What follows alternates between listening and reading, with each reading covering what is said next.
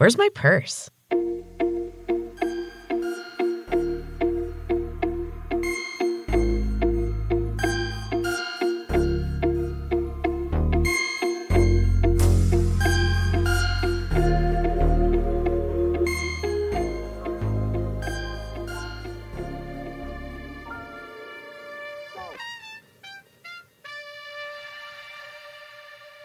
Welcome to the Chaos, lovelies.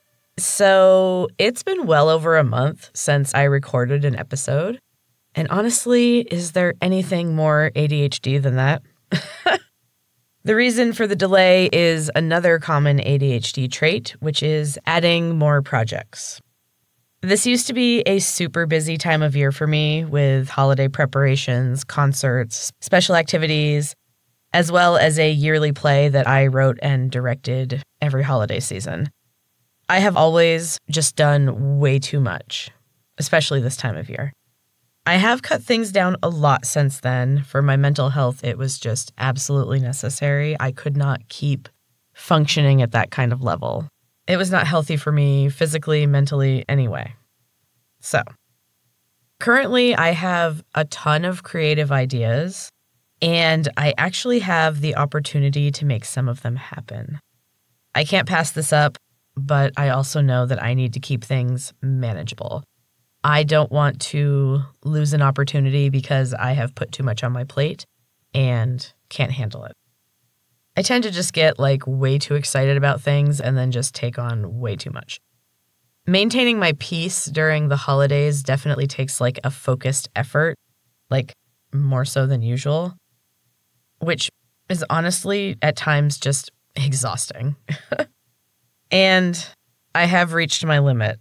It is currently manageable, but I cannot add anything else right now. I just added something huge, which I am super excited about and is coming soon, sometime in early 2024.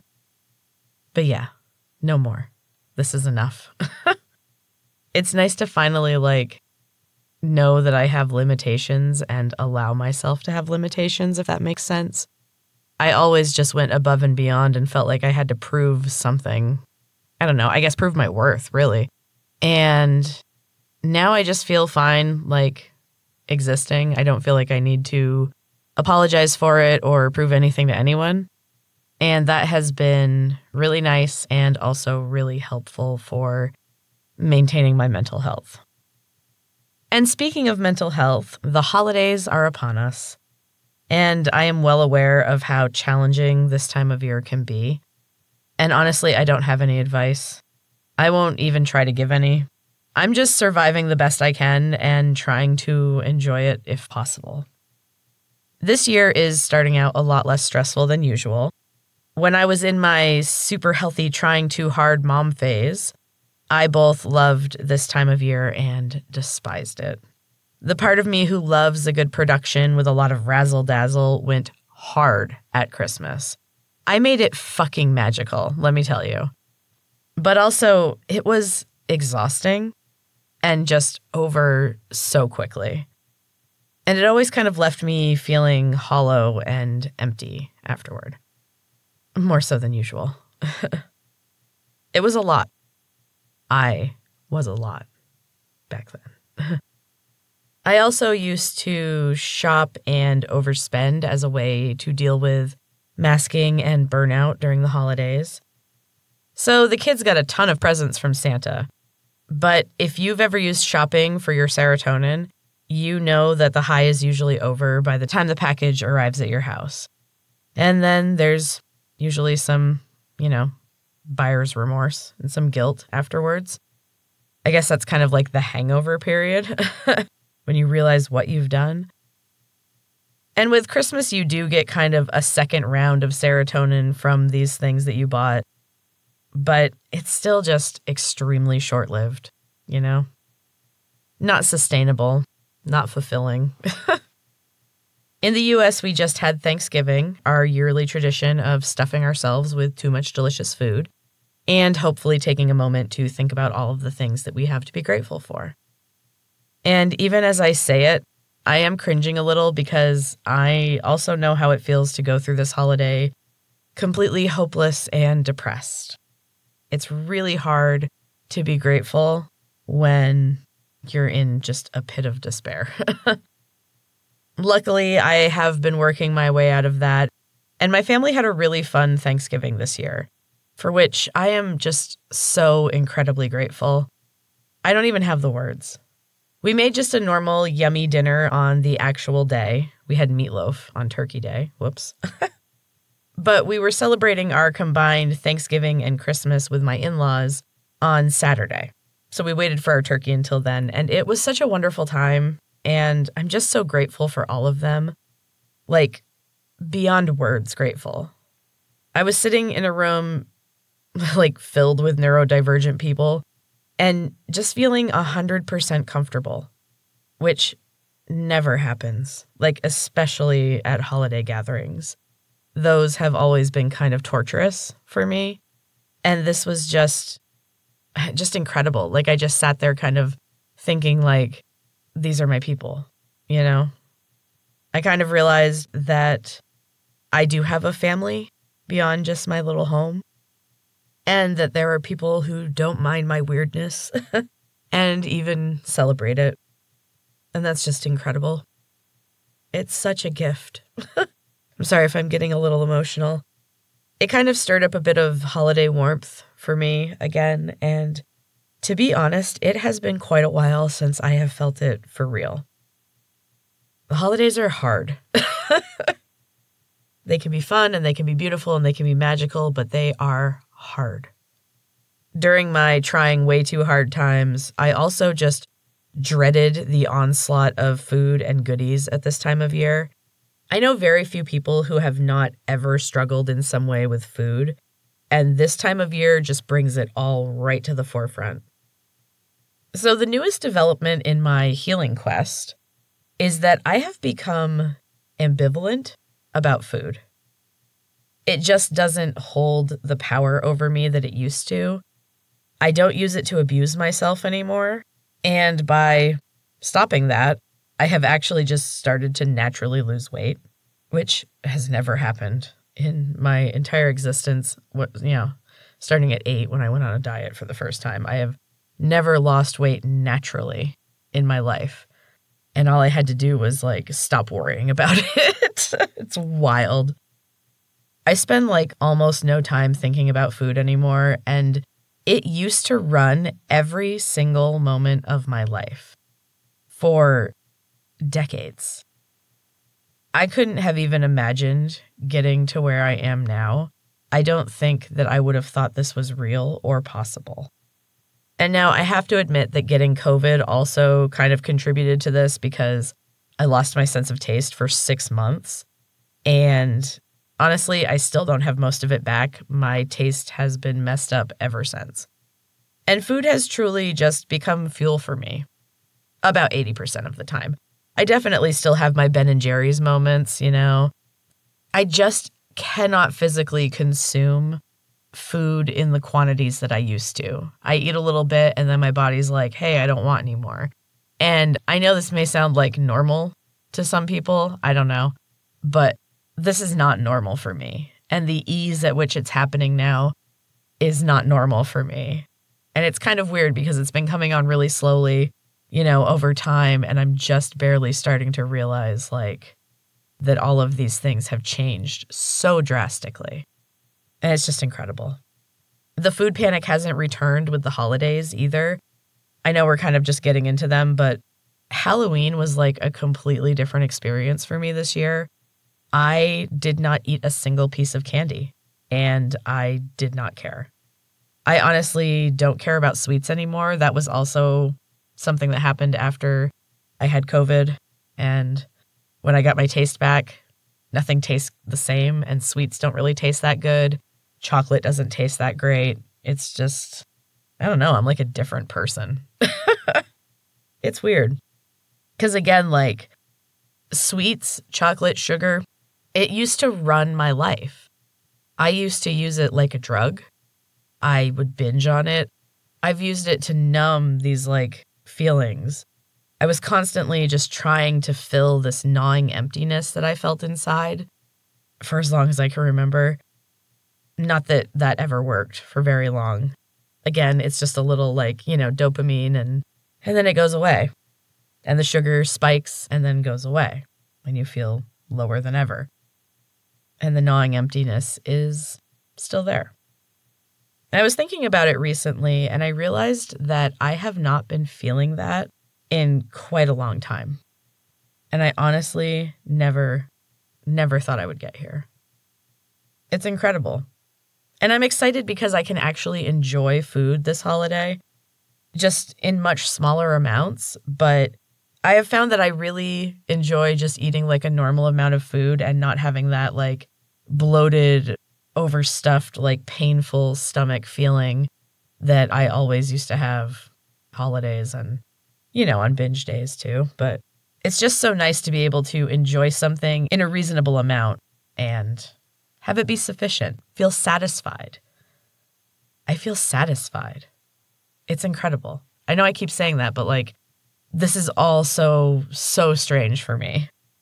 I have already gotten to enjoy one particularly good holiday treat, and that was an espresso pumpkin pie that my sister-in-law made, and it was exquisite. She is such a good cook, and she hosted the whole meal for all of us. It was just fabulous, and her home is so comfortable and like warm and homey, and there's art everywhere. It was just a wonderful time. And again, so grateful for all of them. So much.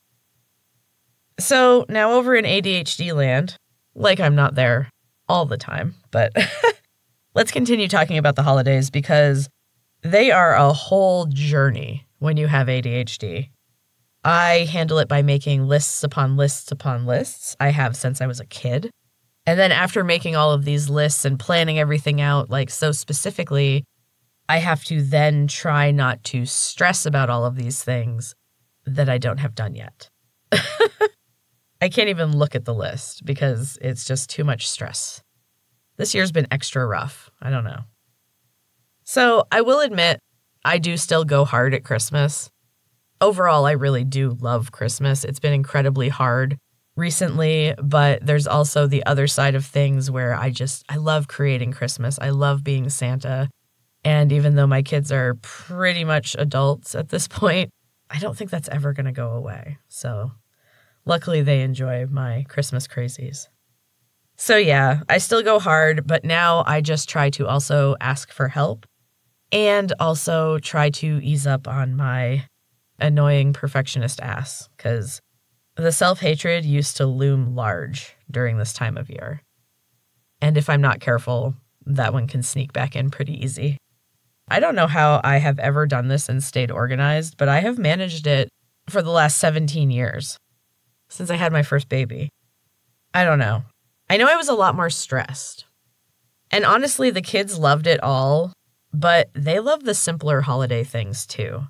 Their favorite part of the holiday season is still this family holiday that we created, and I have to admit that that is something that just brings me so much joy.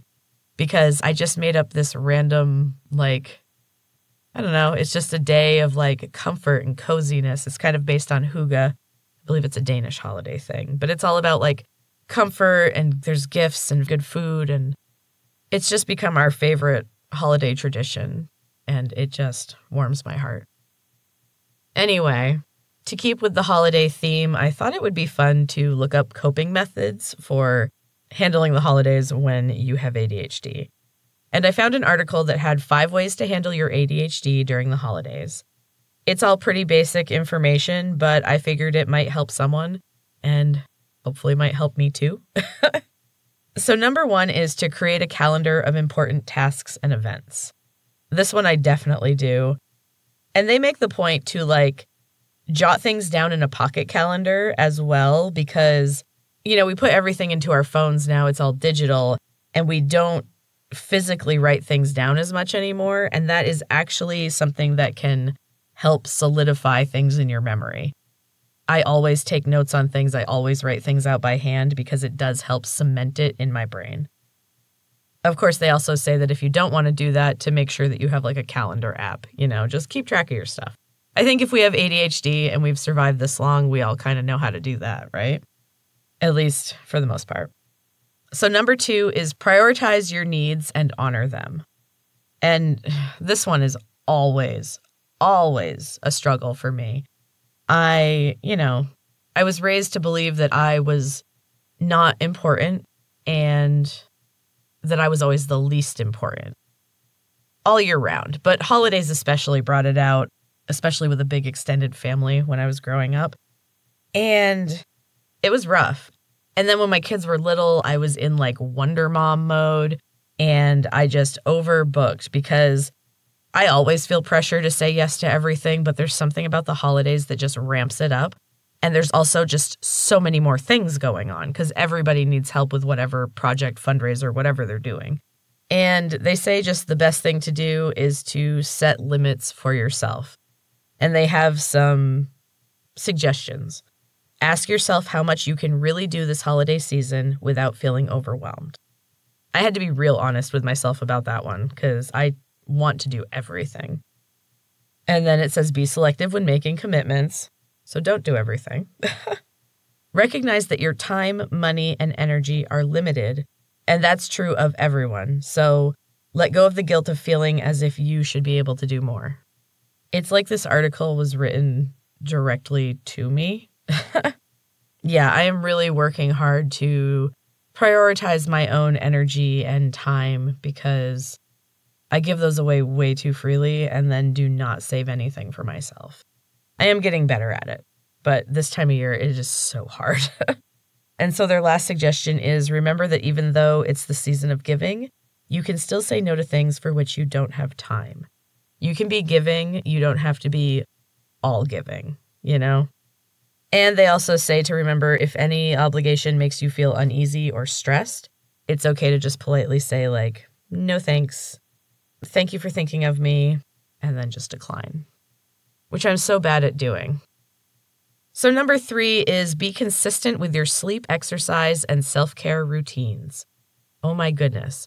Story of my life, just in regular time. And for some reason, no matter what I try to do to limit my stress this time of year, I always tend to cut back on sleep, skip exercise, skip self-care. It just makes things more difficult. I wish I could just remind myself that I'm just going to be making things more difficult for myself. I have been really trying to stay focused on at least making sure that I exercise every day because that has a huge effect on my mental health. And I just started lifting again, which is always great for me, physically, mentally, everything. It's my favorite. I haven't been doing it for a while, so I feel really weak, which doesn't, feel great, but I'm getting back at it, and it's just my absolute favorite thing. They also suggest some other activities that you might enjoy just to keep yourself relaxed, and that is reading, enjoying the outdoors, keeping a gratitude journal, listening to soothing music, working on a craft, or doing deep breathing exercises. All of those sound great. They also promote yoga and meditation, of course. Again, I personally would struggle to make myself do most of these, although I do try to fit them into my day. It's just, I'm happy if I can get one of them in, Number 4, simplify each day with some creative shortcuts. So if you can, you should try to create shortcuts to take the stress out of holiday traditions. Their example was if you usually get a natural Christmas tree, which requires a lot of maintenance and cleanup, then consider getting an artificial tree that you can use over and over, and it is much cleaner and easier. I've grown up in Vermont, and for the longest time, I was natural tree all the way.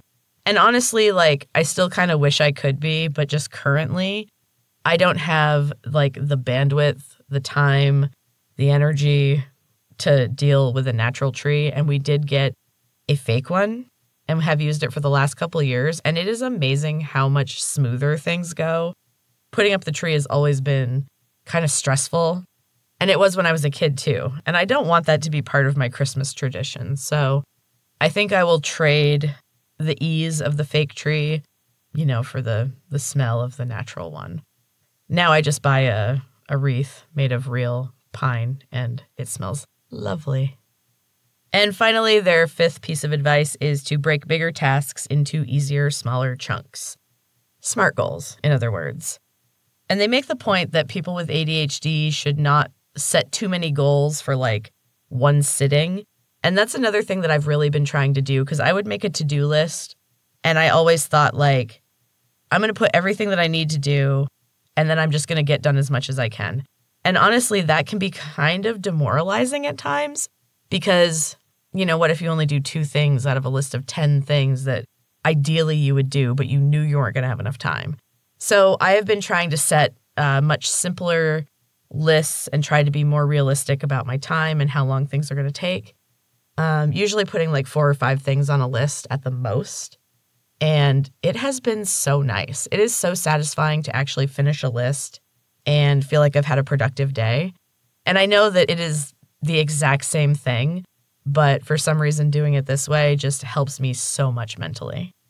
I don't feel as overwhelmed and bogged down by looking at everything that I have to do, you know? They talk a lot in this article about overstimulation, and overstimulation is the word that I would definitely use for the holidays. I use most of these tricks already, and they have made my life easier. It just takes so much work to exist some days, you know? The holidays make me tired. Anyway, I want to end this one with a quote that I really love and seems to fit pretty well.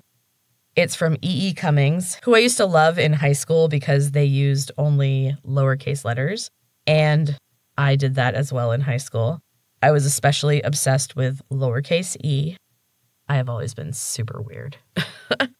Anyway, the quote is, "The hardest challenge is to be yourself in a world where everyone is trying to make you be someone else." It is hard, but it's totally worth it. I have never been as happy as I am now, and it is because I finally just stopped giving a shit about other people and started figuring out who I was and what I wanted. It's been life-changing.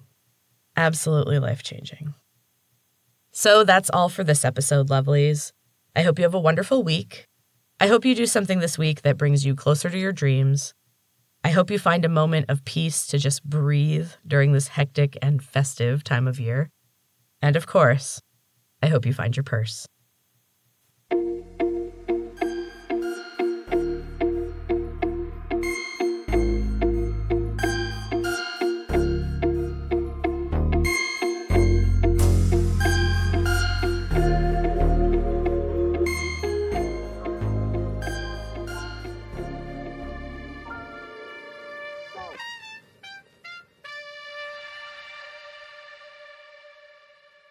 A Frap Media production.